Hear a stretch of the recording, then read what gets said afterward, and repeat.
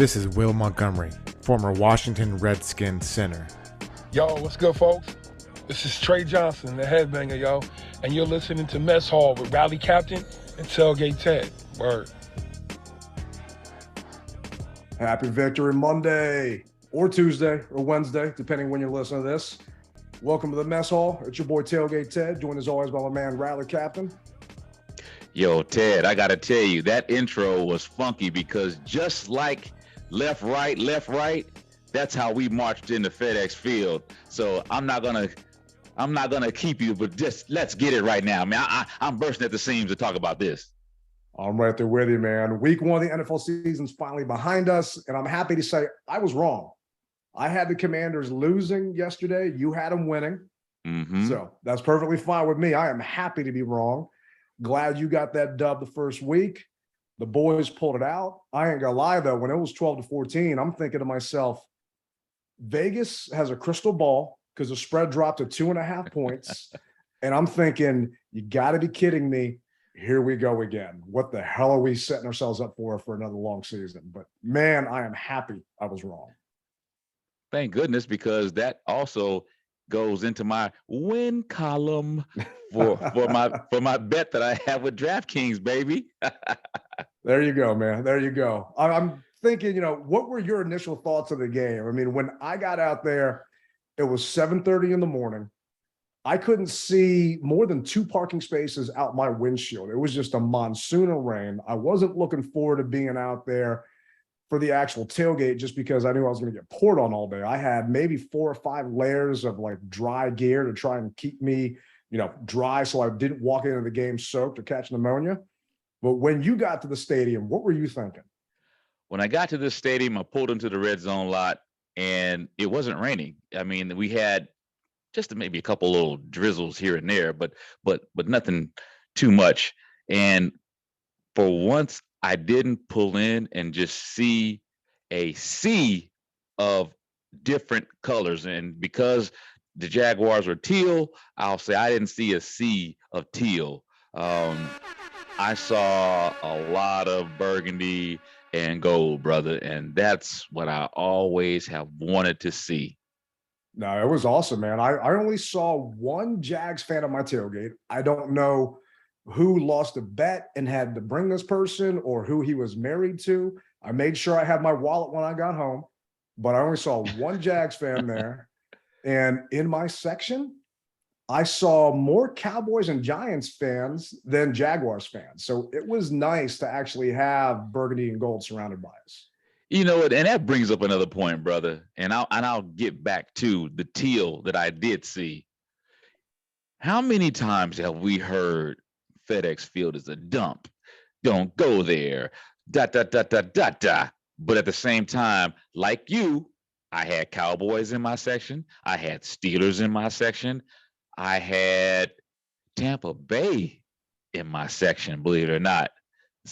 So it's like, if this stadium is such a dump, why are you patronizing this dump?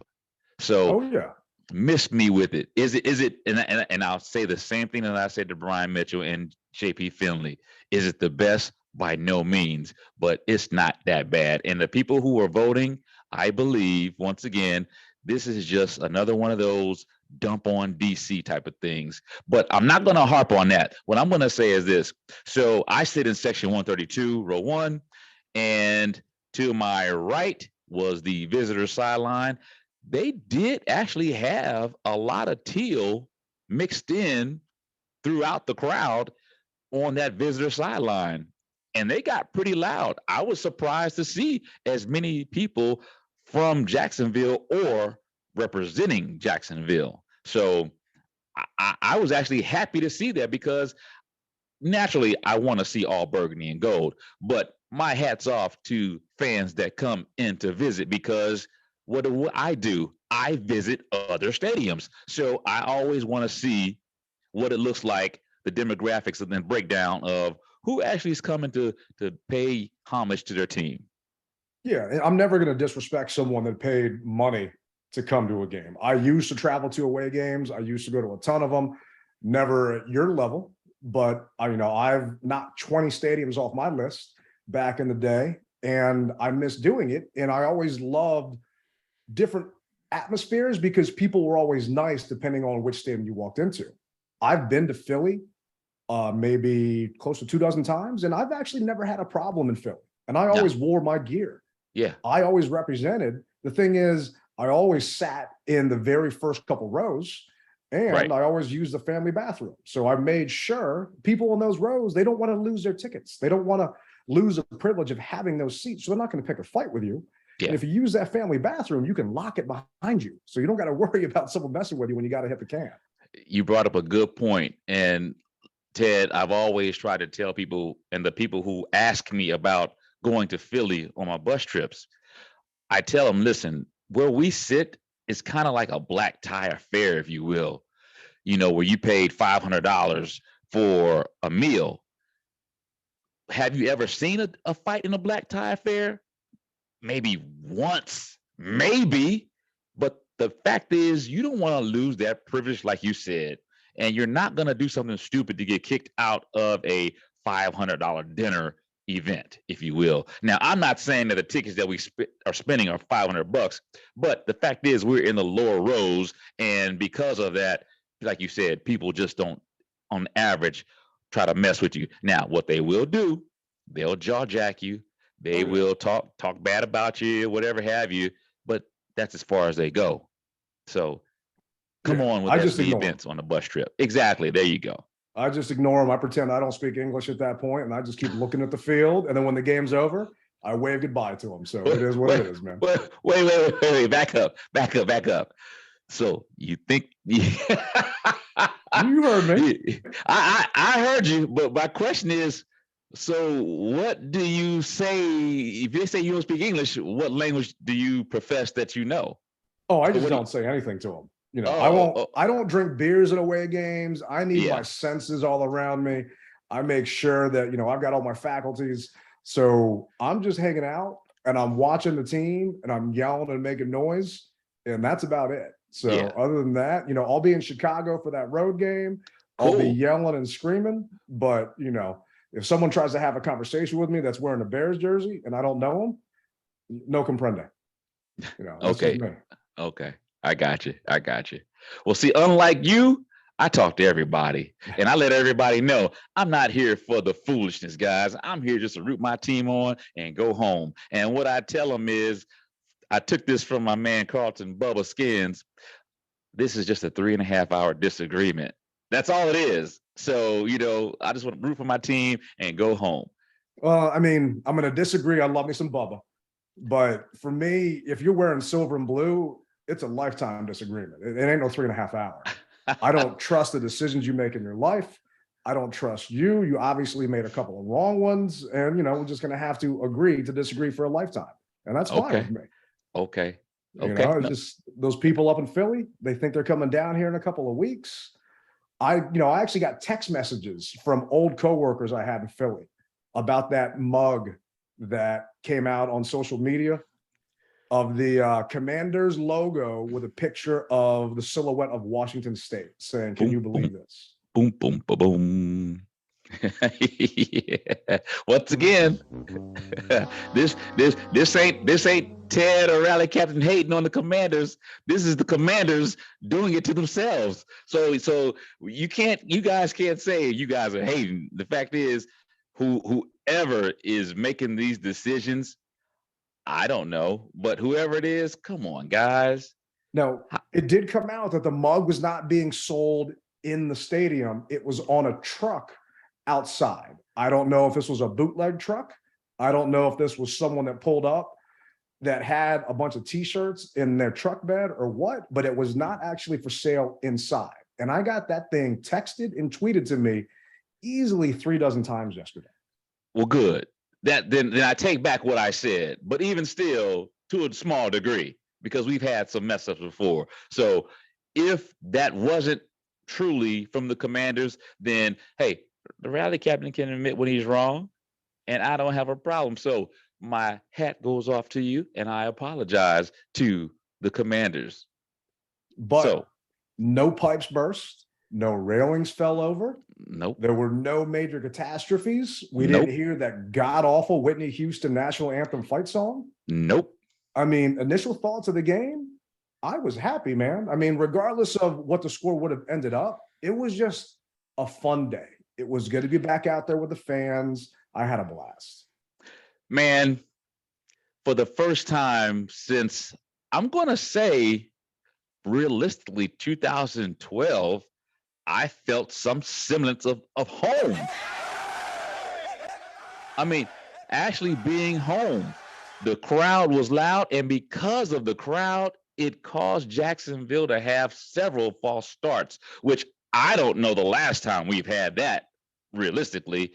And I was just saying to myself, what an aura we are having at FedEx Field. And I'm sure the people who have the condominiums down Gary Morgan could even hear it. I mean, because it was the loudest that I've heard FedEx realistically since 2012. So, man, my hat's off to the fans that came and supported, that came out in the rain because they were threatening the fact that we were going to have basically a monsoon that day. And then what happened? It was like the good Heavenly Father opened up the sky and let the sun come out and shine on the Commanders, brother. I couldn't believe it, man. I couldn't either, man. Everybody wanted to be at the first game. It's the inaugural game of the Commanders. So I feel that a lot of fans that aren't season ticket holders, like, I've got to buy a ticket. I've got to get that. I had to ask Mrs. Tailgate, you don't come to games in September. I know it's too hot. Can you please come to this one? Because it would mean a lot to me that you're there witnessing it in person. So the paid attendance for that game was 58,192. I don't think that's how many people showed up, but it was 58,192. Well, I got to tell you, man, from my viewpoint, I asked the people to the left of me and the people to the right of me. I said, hey, how many people do you think are in the stadium? And I'd say 3 out of 4 said roughly 50,000, 55,000. I said 55 to 60. That's what I said. And so the mere fact that you're saying 58, I'm going to stick with 58. I'm cool with that. I'm cool with that. Go get a Powerball ticket, man, because you hit it. You're pretty dang close. So, but the vibe that was there, the people that were there, everybody was great. It was loud. There were times where people don't know when to cheer. We've talked about this before, and thank goodness the team brought out quiet offense at work. But at a certain point, you should understand, we went for 2 twice. We just scored a touchdown. Everyone's excited. We're all happy. It's amazing. It doesn't happen that often. We're going for 2 people. Understand, shut the hell up. They need to hear. And the players are on the field doing this, asking people to be quiet. It's just certain things like that. It's Victory Monday, so I'm not trying to get nitpicky. But we got to act like we've been there before. Yeah. And that's part of being a winning franchise and a winning fan base. So for those of you that are listening, down in distance, know what's going on. If a player's hurt, you don't cheer, regardless of what team it is. And when your offense is on the field, try and keep it down. There were some old heads behind me that were yelling curse words at some of these fans that you could tell had never been to a game before, screaming, shut the F up. And I can't say it was the 2-down conversion that we didn't get, but the one that we did, I was a little bit concerned on that one. Luckily, Carson bought himself some time and hit JD coming across, but it was close, man. It was close. Well, let me ask you this. Do you remember this group called The Time with Morris Day? Oh, yeah. And they had this song called The Bird. Well, that's how I looked in my end zone. I'm waving my hand, both of my hands like, calm down. We're on offense. Calm down. So it wasn't good. And then finally, they understood, but it took them, like you said, we're not going to down what's going on Victory Monday, but we got to talk about the good and bad because this is the DMV Mess Hall and we get down and dirty with both sides of it. So you like it or you don't, but that's the real of the DMV Mess Hall. So yeah, I had to tell people, hey, calm down. And they did. And like you said, it was great to see the signboards that said quiet offense at work and people understood, but we were excited. if that's one of the biggest things I can complain about on a day, then I'm fine with it. But we actually, we ask for feedback from people. We've got a voicemail number up. We actually got a voicemail I'm going to play for you. Our man Lloyd decided to leave us a message here. So let me hit this real quick. What's going on, fellas? How y'all doing today? I just wanted to give y'all a major shout out, man, for the podcast. Y'all doing a great job. Definitely want to salute y'all.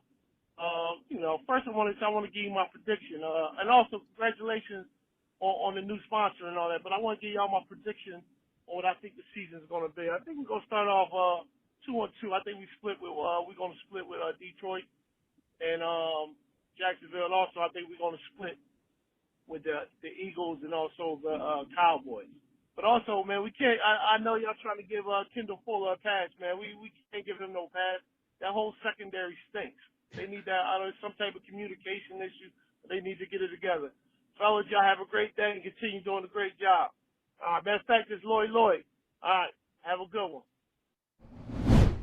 So I really appreciate that, Lloyd. Thanks for calling in and leaving that voicemail for us. And for anyone else that wants to do that, shoot us a text, give us a phone call, leave that message at 202-677-5860, and we'll play it on the show coming up. But I asked for some fan feedback online, and I got a couple of tweets back. I don't know if people are too scared to hear their voice over their phones or what, but Billy Peter Martin on Facebook said, scary. I was thinking it could have been a loss, especially Wentz. Don't trust him. If that was a better team, I think the outcome would have not turned out. Overall, Gibson did not fumble and was nice to see them win. This team can give you a heart attack. Can't wait for the return of Chase Young. Great job by William Jackson, solid performance, and Jay Allen as well. Dotson was great. Get the ball to the 17, but I guess was a decoy, but outcome was a great one. Bostic not involved. LOL. So I appreciate that, Billy, for leaving that. And then we got a couple more here. Appreciate that, Billy. Kevin Neto on Twitter just sent a roller coaster emoji. And I'm telling you, man, I agree with you. It was just ups and downs. And at a certain point, the wife asked me what was wrong. I actually looked at her and said, I hate being right sometimes, because I felt that game was slipping away and Jacksonville was about to take it. But man, I enjoy being wrong, especially on a victory Monday. Definitely. We got Tay Wilson here saying, just glad the place was jumping. Guess as long as we win, nobody will complain about the beer. So Tay's referencing everyone yelling and screaming about us having the most expensive beer price in the NFL, which was wrong. And then Mike Scaff on Twitter said, solid win. Very concerned about our defense, especially in coverage. Sound system still doesn't work in the upper level, section 401. This is irrelevant to the game, but the field paint was very dull. You could see the hash marks through the logo at the field. Mike, if the sound and the hash marks are all we got to complain about, like Riley and I said earlier, with people not being quiet on offense, then it was a good day. But I will give your feedback to the team and let them know that they got to do something about those speakers and that hash. But I'm curious what your initial thoughts were from the game. Initially, I said, is this the Commanders showing up on a drive and we were up 14-3? What am I seeing here? And then all of a sudden, Curtis fumbles the ball and Jacksonville makes light of that. And I said, oh no, man, don't do this to us. Come on, don't do this to us. We've been here before. And but then we turned it around, and then all of a sudden 2 interceptions, and I said, oh no, come on, guys. Come on, we fought too hard. This is not what we heard all offseason, training camp, preseason. This is not what we heard. We're going right back to our old selves, whether it be the Redskins, the Washington football team, and now the Commanders. Come on, don't do this to us. And then all of a sudden, I don't know what they talked about on the sidelines, but we see 17 going for $1. We see Jahan going for $1. Pay dirt. I was elated. But before that, I was just like, oh man, here we go again. And that's honestly what I thought, man. What about you? So I think that's what our season's going to be. I think Carson Wentz, and we all saw it and people were talking about it, his inaccuracy during training camp. OTAs, he was 100% on. Training camp, he looked off. And he looked off at times during preseason, and people criticized him. He looked off in the beginning of the game. He had a couple of layups, if you will, that, a couple of outs that he just overthrew guys. And I'm thinking, what's going on here? Because we saw him missing high during camp. Thinking, all right, well, hopefully he settles down. Because we talked about it last week. Scott Turner has got to get him settled and got to get him some easy throws. So he had a couple of dinks and dunks here, a lot of misdirection to keep the defense off. And I feel that Doug Peterson and their defense, they made some adjustments and they kind of gauge where Carson was going. That interception that he threw that deep out to Terry, he stared him down the entire way. And Rivera talked about it today that Carson was going through his progressions. I don't know what progressions he was going through because he just stared at Terry the entire time. It's like a supermodel just walked into the locker room and everybody's neck just turned and just focused the entire time when he was looking at that ball.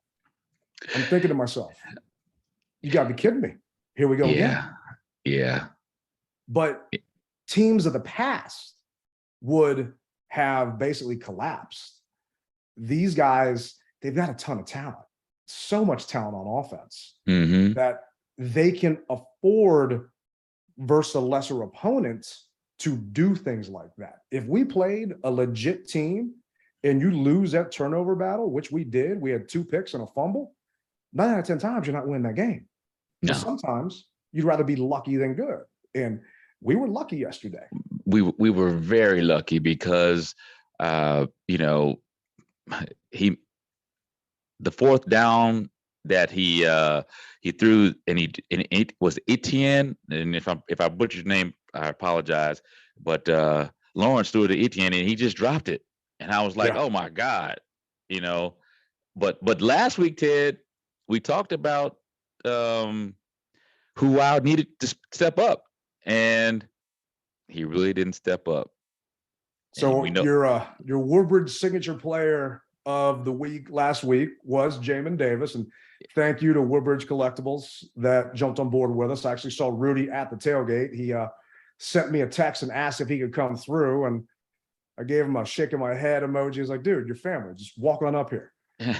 But we appreciated that. But yeah, you took Jamin. Jamin had a tough game.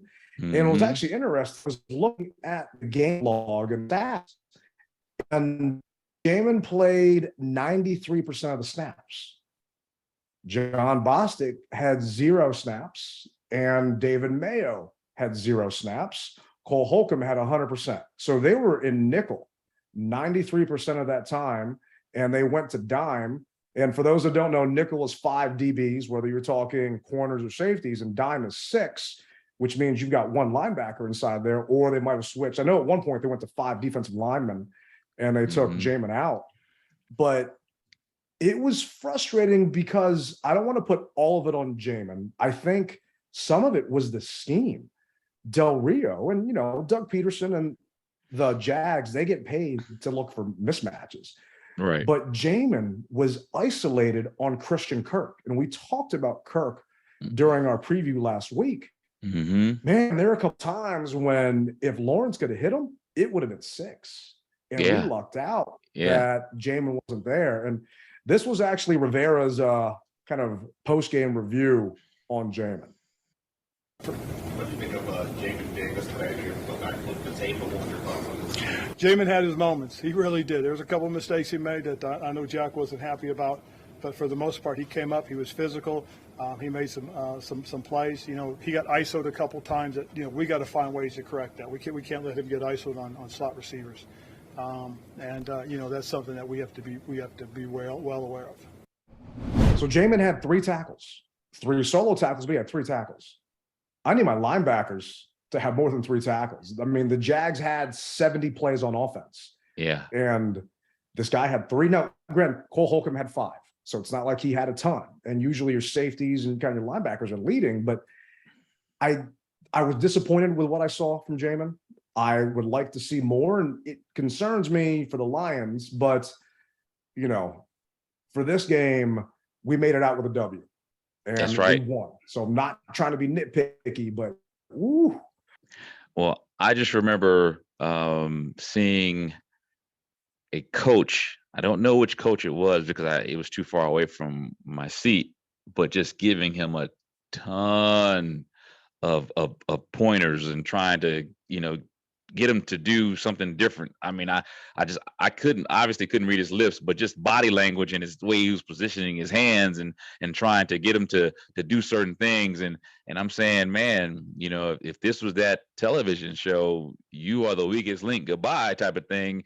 I mean, I hate that for the kid, but at the same time, how much time are you going to give him before you say, okay, enough's enough? Because like you said, Detroit isn't like the Jaguars.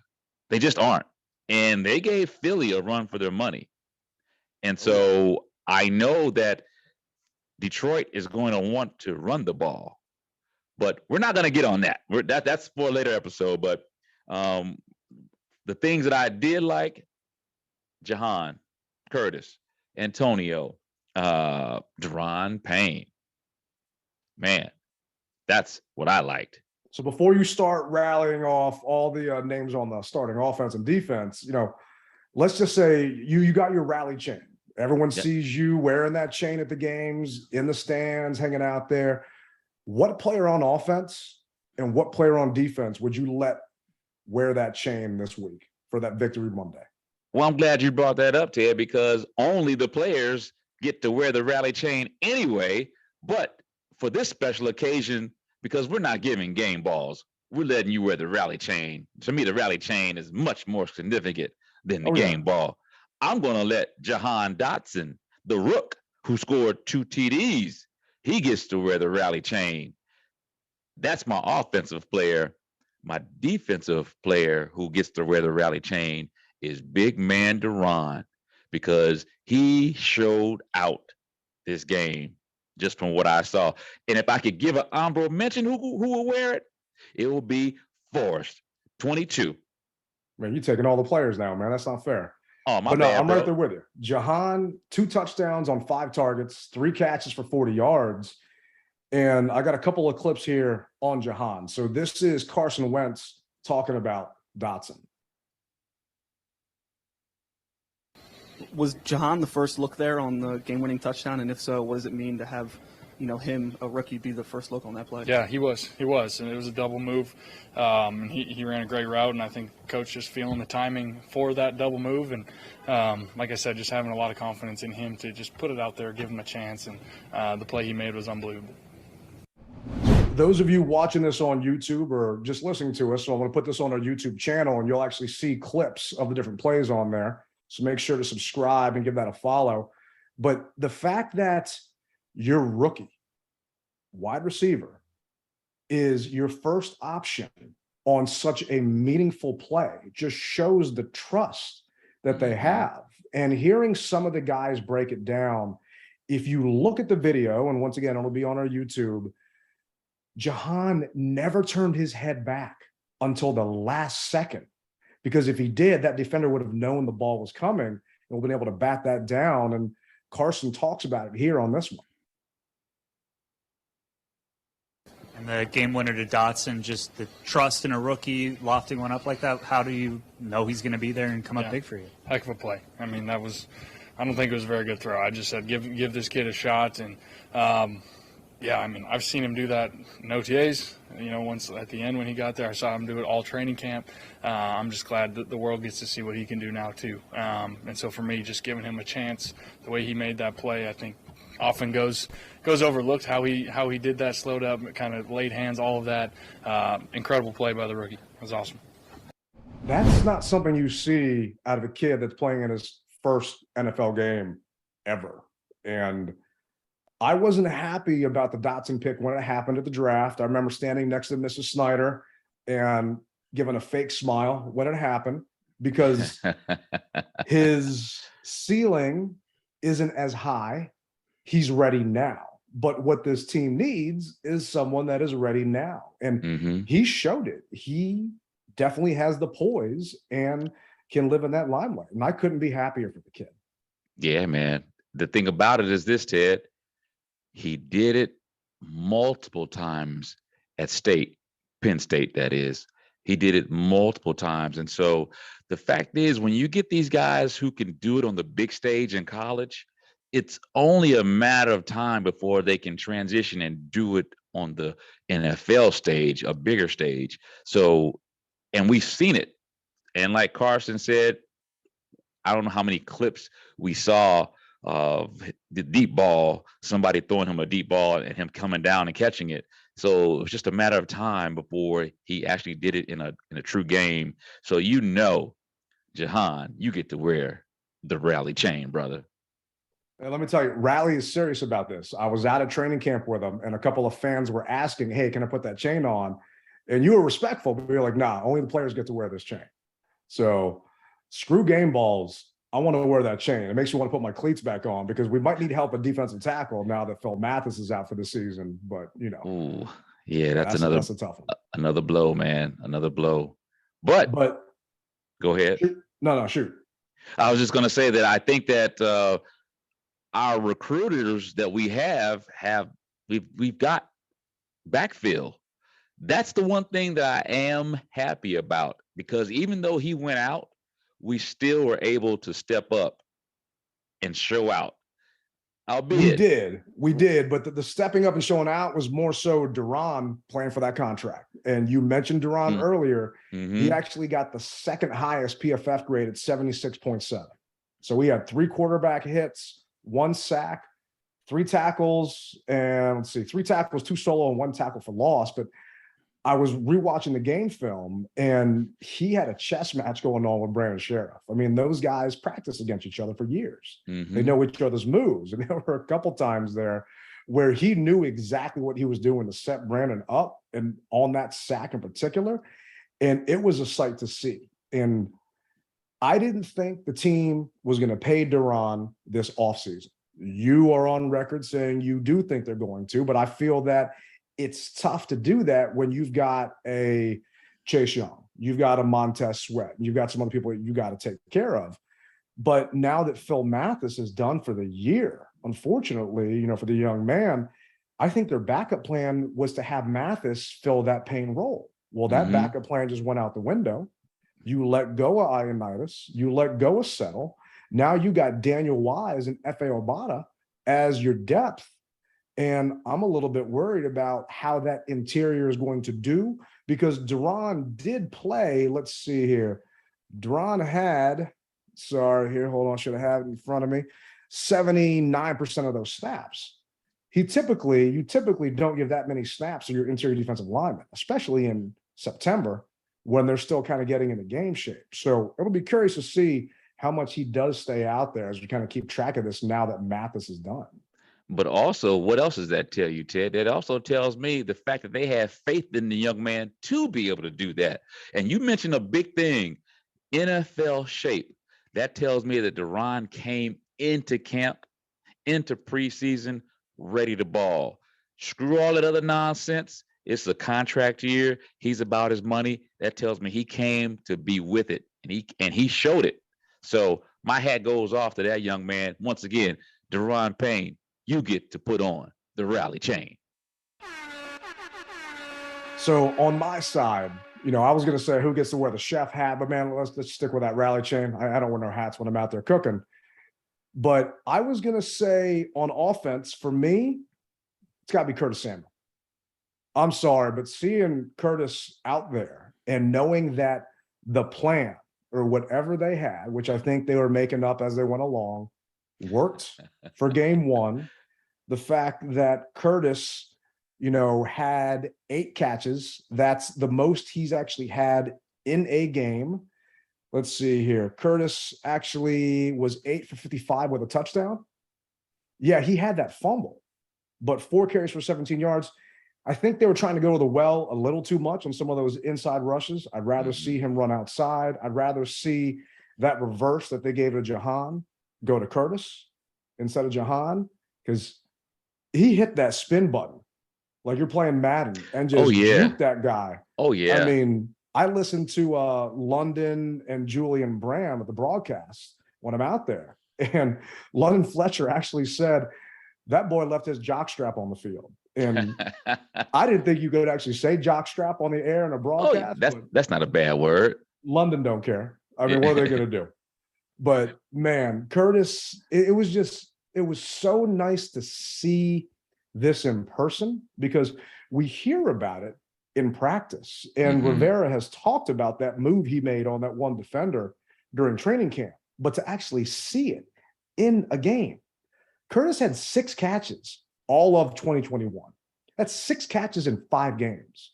He had 8 yesterday. And to know as an opposing defensive coordinator, I've got a game plan for Curtis Samuel and Jahan and for Terry, not knowing who's going to get the ball or what's going to happen or where Curtis is going to line up. I got a headache just trying to think about that. And my hat goes off to him for being ready and showing why Washington gave him all that money. I just need to see it on a consistent basis from him to make sure this wasn't a one-week wonder, because he got the most targets this week. I was actually surprised. Curtis got targeted 11 times. The second amount of targets was Antonio Gibson, Logan Thomas at 6, Jahan at 5, and Terry at 4. So it was obvious that they had a game plan to make sure they got Curtis involved. And we all know how Carson loves his tight ends, but Curtis ain't a tight end, not by any means. He went to him the most. So I think they tried to make sure they stood away from those tendencies that Doug Peterson knows Carson likes, and they made sure to give him that ball. Man, someone said to me in the stands, did I just see a number 10 sighting, a Curtis Samuel sighting? And I said, I think you did.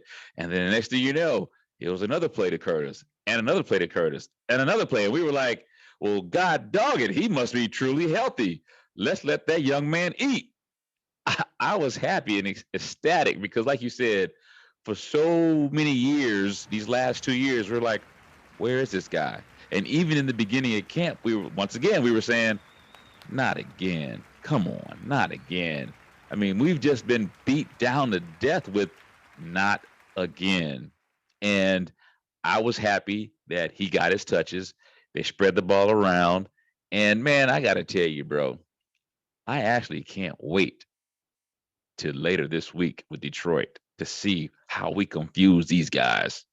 Yeah, I am too. I mean, Scott Turner called a heck of a game. There was a ton of misdirection. You didn't really know at times where it was going to go, other than that one interception Carson had on that screen. And Rivera cracks me up because during his press conference today, and I should have cut this, but he said, well, the defender was in the wrong spot. He shouldn't have been there. Ron, he had an interception. He was in the right spot. He got the ball. Who are you to say the defender was in the wrong place at that time? He made a play. We all could see a screen from the stands. We all knew it was coming. And I appreciate you trying to defend your quarterback, but Carson never should have thrown that ball there. And they're actually talking to RG3 on the Sports Junkies this morning. And I can't stand Robert. I got my opinion on him. It is what it is. But he's a good analyst. He knows what he's talking about. And Robert said, I bet you all week during practice, they told Carson that this play is going to be open. And on Friday, when they're installing it, the defense was probably in that other gap that Rivera was claiming the other defender should have been.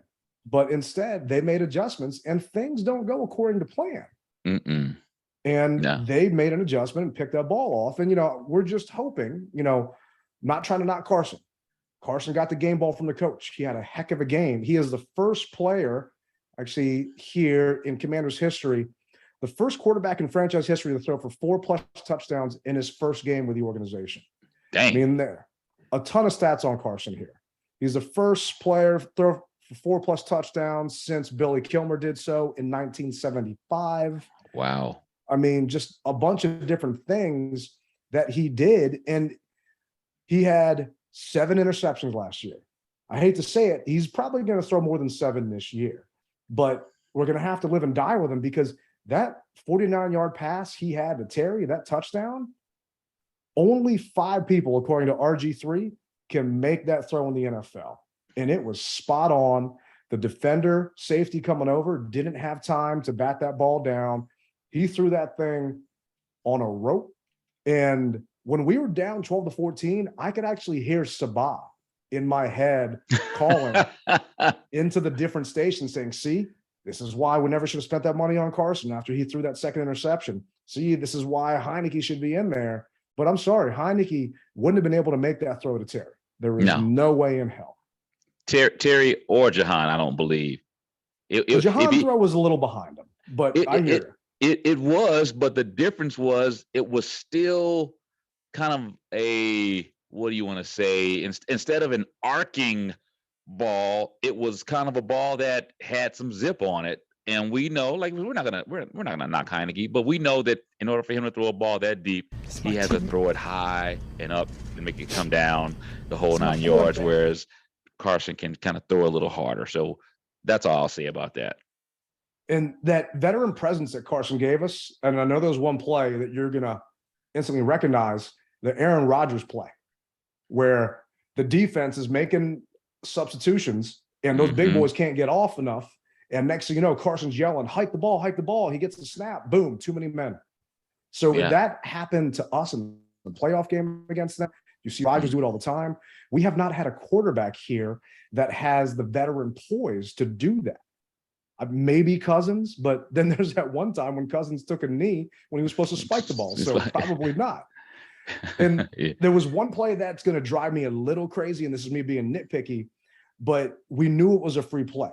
It was a offsides on the defense. Carson threw a bomb to Curtis Samuel. Curtis was double covered down the middle. Don't know why he threw it there. Terry was one-on-one on the sideline. And I'm not saying Terry would have caught the ball, but you know you got a free play. So give the defender or give your offensive, receiver, the guy that has a better chance of making that play, a shot. But Carson had a good game. And like I said, Coach gave him the game ball. Here's a coach talking about Carson after the fact. We talk about value. We talk about work. Guys, when it comes down to it, you stayed where you were supposed to stay, and that was right on the field. You stayed focused. You corrected some things. You made some things happen. And some of you guys rose to the occasion and made plays. That's huge. That's huge. I got one special one I want to give, just so everybody understands, for everything that he has gone through, for everything that he's worked for. He deserved this win. Yeah!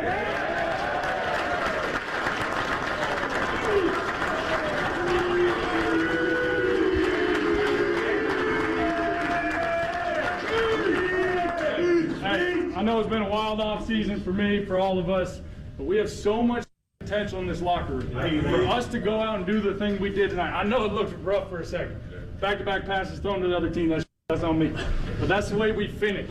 And that's what good teams do. You find a way to win. It ain't always going to be pretty in this league. But you find a way to dig deep and get it done in the end, and that's what we did tonight. Good job. You find a way to win. And the boys found a way to win yesterday. And I am just ecstatic. It's Victory Monday, or whenever you listen to it. We're 1-0. And that's all that matters. That's right.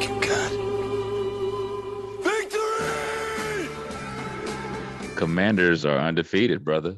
Would you ever think you'd be able to say that? Never in the history of me being a Washington fan did I ever think that was going to happen. But man, it feels good. And I want to ride this high into Detroit, knowing you're going to be out there. I actually had a couple people ask me if I wanted to go out there for the game. I know we can do it, but who on your side needs to run some extra sprints this week during practice because they didn't perform how they should have against those Jags? I hate to say it, man. 52. 52. Well, you know what? It's a mix between 52 and I gotta say, Kendall kind of upset me a little bit. So I'll say Kendall needs to do a couple extra wind sprints. 52 and Kendall. Those are between my two. Man, you gotta stop giving me two people. My bad, brother. I'm sorry. No, actually, but great minds think alike. No, right there with you. And I really think that Del Rio needs to actually put 52 in better positions. You cannot have him isolated on receivers in those situations. You need to know, or you need to have a check down in the secondary, because they talk about communication. communication is going to make this defense better. Well, the defense needs to communicate when they tell that Jamin is ISO'd on a player that is a mismatch. Shift, call a defensive audible. These guys are supposedly good enough to do that. And maybe that's because Cam Curl's not there. But I'm sorry, Defoe, we talked about it earlier. He was your second player to wear the chain. He's going to be my first defensive player. But Defoe had 5 tackles. He actually had the highest PFF grade with 91.5. So I was concerned that Cam Curl wasn't going to be in there. But Derek Forrest, man, he made you forget about Cam Curl for a minute. He had a couple of hits and that INT that, it gives me confidence that he's able to step up and do that. But who I need to step up on my end is William Jackson. Okay. He had 9 tackles, right? 9 tackles from your corner to me means he's playing off too much. He's given up too much ground and he's given up easy catches. And it was driving me crazy in a minute. And I don't know if it's defensive scheme and that's how he's being taught. I'm being told that he doesn't feel 100% comfortable in some of the actual defensive alignments. And he is letting his athletic ability make up for his lack of comfort. So he gives more of a cushion. But I need William Jackson to hit a couple more wind sprints in practice this week because he needs to step up next week because I need to see something more out of him because we gave up way too many passes and they were marching down the field and made some adjustments in that second half that, like I said earlier, made me pucker a little bit. Well, you said something that I never fully understand. How is it that you as a player can dictate to me as a coach what you feel comfortable with? Is it your defense or is it my defense? And if you can't run my defense the way that I need you to run my defense, then I need to find someone who can.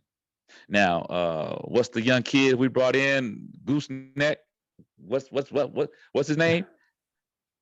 Wild Goose. Wild Goose. Wild Goose. Talking about Wild Put Goose. Wild Goose in there and let him do it. I honestly believe, man, that when a player starts saying stuff like that, and he ultimately is the one who is the weakest link, then put him on the pine. Let him think about it and see if he can visualize himself playing the way I need him to play. That's not good, man. And we've always said it.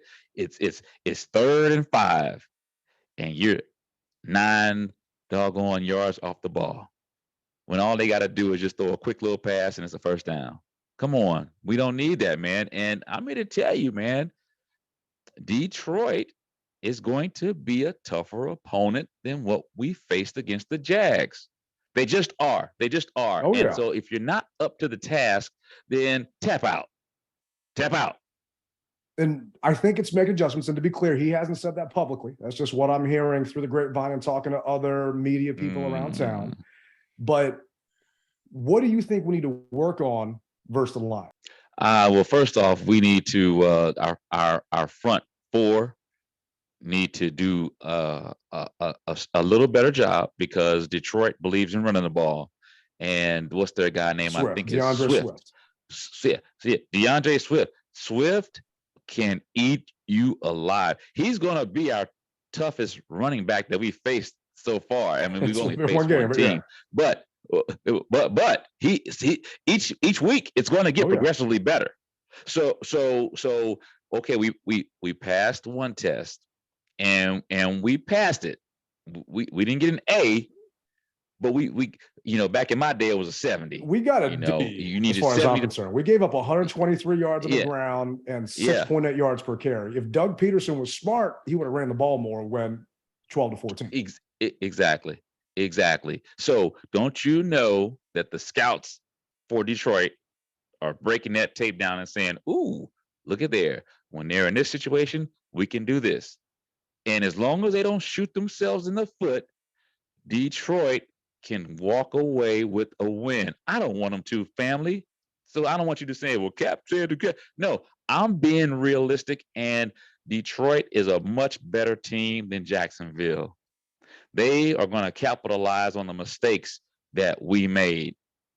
And you heard it here first on the DMV Mess Hall. If we don't get it taken care of up front, they're going to run all over us. They It's just worrisome. are. And I mean, I'm right there with it. The good news is our third down defense. Now, this is because it's the Jaguars. This is because I had a couple of drop passes, and Trevor Lawrence looked like a lost puppy out there at times, but they were 3 for 12 on third down. So we hyped about it and griped about it during the offseason. Our third down defense has to get better, and they did get better. And one thing I was happy to see is, we talked last episode, 4 rushing is 1. I didn't see a ton of gaps for Trevor Lawrence to just step up in there and just use his legs. So the guys held their spots for the most part from what I could tell, but I am concerned, just like you are, about that rushing attack and how many yards we gave up on the ground. Swift was 15 for $144 with a touchdown and 9.6 yards a carry. And this is against the Eagles. The Eagles have a good defense.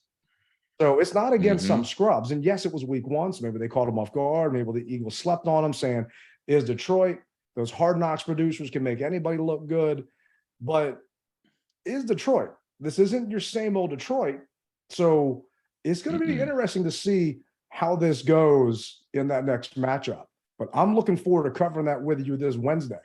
And I'm hoping that all of y'all tune in for that, because we'll get into a little more breakdown on that Detroit game. But in the meantime, all the Commanders do is win, win, win as far as I'm concerned.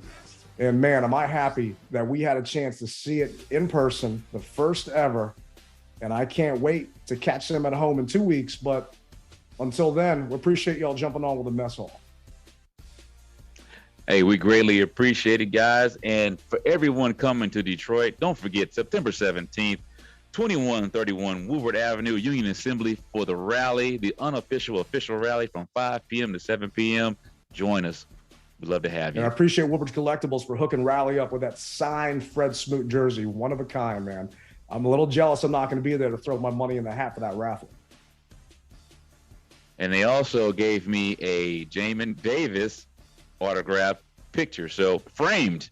So you guys, it's going to be $5 a ticket, or 6 tickets for $20. So, hey, it goes to a great cause, one that I stand firmly behind, and I donate every 6 weeks, and that's to the American Red Cross. So definitely a great cause. Appreciate that. And I'm hoping Jamin Davis runs those wind sprints and makes a better performance next week, so that autograph picture can actually be worth something more than that frame.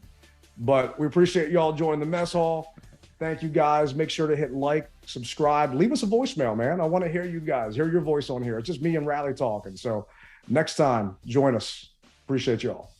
And remember, guys, rep it hard, or don't rep it at all. Tailgate Ted, Rally Captain, and we are out.